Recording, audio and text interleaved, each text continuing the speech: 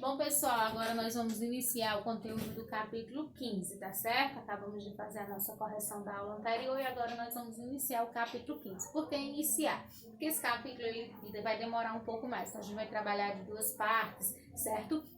E aí a gente vai hoje iniciar falando sobre os pontos mais importantes desse capítulo para depois seguirmos para frente, tá certo? No capítulo 15, lá na página 254, a gente vai falar sobre termologia.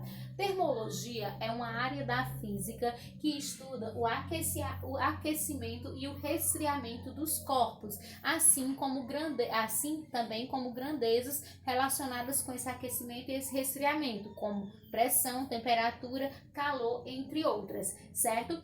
Inicialmente, a gente vai falar um pouquinho sobre o que seja temperatura e calor.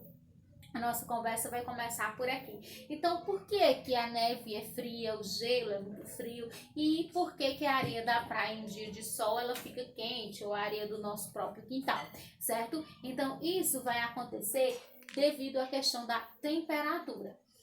Antes da gente falar sobre a questão da temperatura, a gente vai falar um pouquinho sobre a dilatação térmica. O que seja essa dilatação térmica? Os corpos, eles podem sofrer contração ou podem sofrer dilatação conforme a temperatura aumente ou diminua, certo? No caso da dilatação térmica, ela é muito importante porque ela é muito estudada na questão da engenharia, porque alguns materiais eles sofrem dilatação aumentando de volume com o aumento da temperatura. Por exemplo, as linhas de trem, de ferro, elas são feitas com um espaço entre uma parte e a outra, justamente para que quando a temperatura do ambiente fique muito quente, aquele ferro vai sofrer uma dilatação e ele vai aumentar de tamanho para que uma barra não chegue a passar por cima da outra. Então, isso acontece com os corpos. Então, alguns corpos eles podem sofrer tanto a dilatação, que é o aumento do seu volume, como a contração, que é a diminuição do seu volume, de acordo com o aumento ou a diminuição da temperatura, certo? Então, o que seja essa temperatura? Então, o que é que vai responder a neve ser fria e a areia da praia ser quente? O que vai acontecer é que nós vamos ter uma maior ou menor agitação das moléculas. Então, a temperatura, ela vai medir a agitação das moléculas dentro desse corpo. Então, quanto maior a agitação dessas moléculas, maior a temperatura.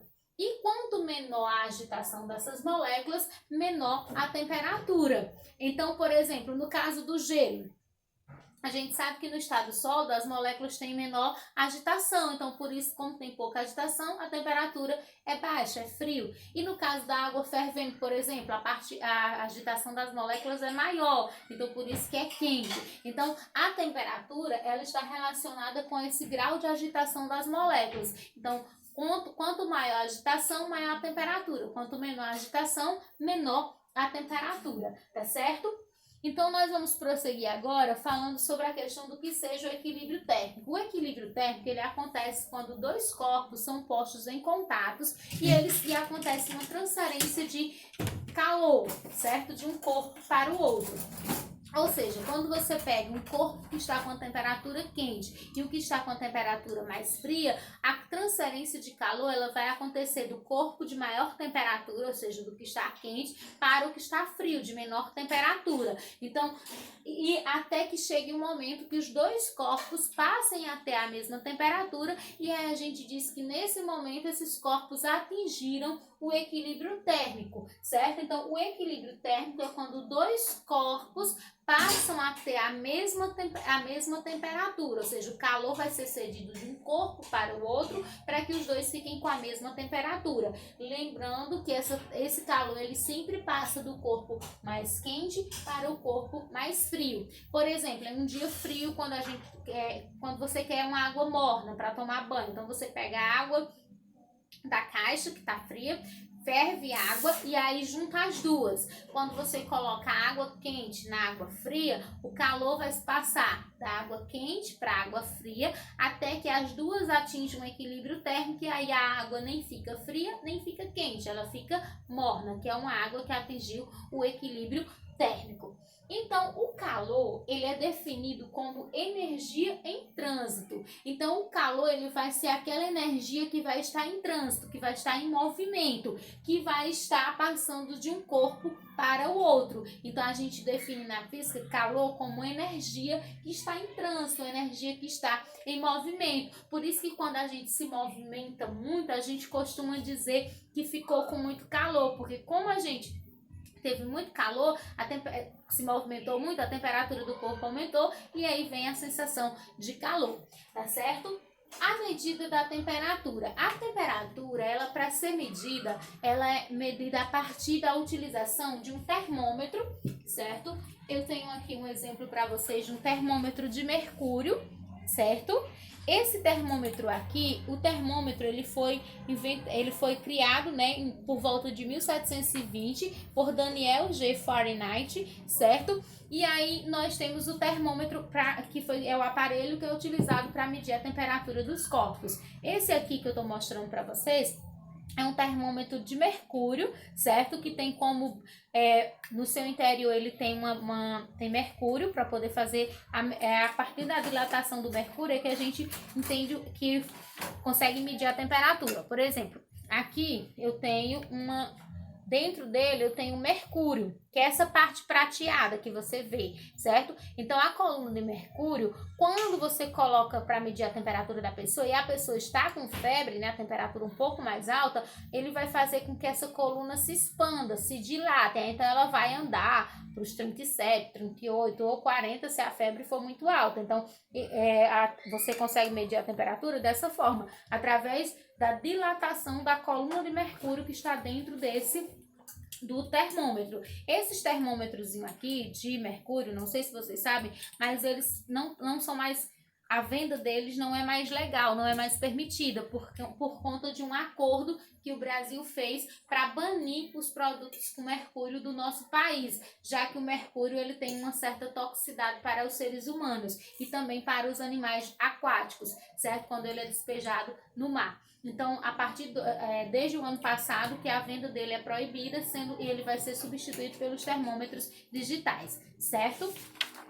Pessoal, agora nós vamos falar das escalas termométricas. As escalas termométricas, elas nada mais são do que um conjunto de números que tem uma base e um fim. Pronto. Por exemplo, no caso, é uma escala que ela tem o início e tem o fim. E as escalas mais conhecidas são as escalas Celsius, a escala Fahrenheit e a escala Kelvin. A escala Celsius, ela foi criada por Anders Celsius, por isso ela recebe esse nome. É também conhecida como escala centígrada ou centesimal, já que ela é dividida em 100 partes iguais, certo? Na escala Celsius, o Anders Celsius usou como zero o ponto de solidificação da água, que é 0 graus Celsius, e usou o ponto máximo como 100 graus Celsius, que é o ponto de ebulição da água, certo? A escala Celsius ela é a escala que é adotada no Brasil, por isso que nós medimos a temperatura em graus Celsius. Por exemplo, a pessoa está com febre, está com 39 graus Celsius.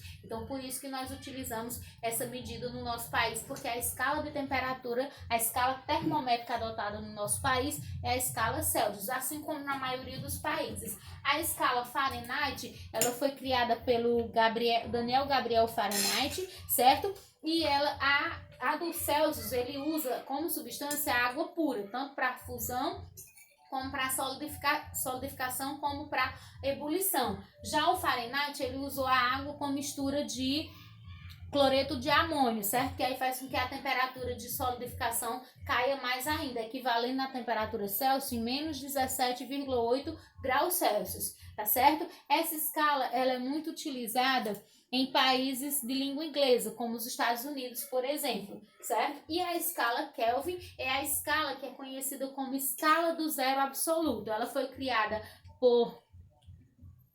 pelo William Thomson Kelvin, que é conhecido como Lord Kelvin, certo? E ela é conhecida como escala absoluta por quê?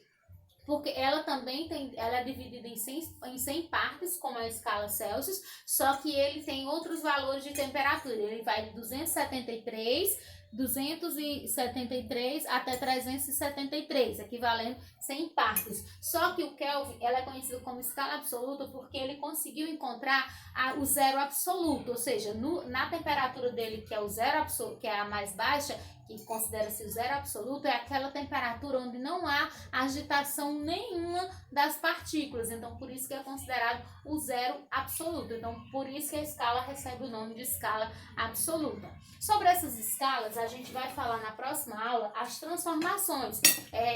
A gente faz os seguintes estudos. Transforma essa, Celsius em Fahrenheit, Fahrenheit em Kelvin, e assim e vice-versa. Mas isso é assunto para a nossa próxima aula, certo, pessoal? Dessa parte que a gente viu hoje, eu não vou passar atividades do livro de vocês. A atividade vai ser uma atividade que vai ser postada na sala de aula, lá na parte de atividade, uma atividade extra que eu vou elaborar e passar para vocês. Aí vocês copiam no caderno ou imprimem e mandam uma foto para mim da atividade resolvida. E qualquer dúvida, eu tô no PV de 1 até as 5 para tirar as dúvidas de vocês, tá bom, pessoal? Por hoje era só. Tchau!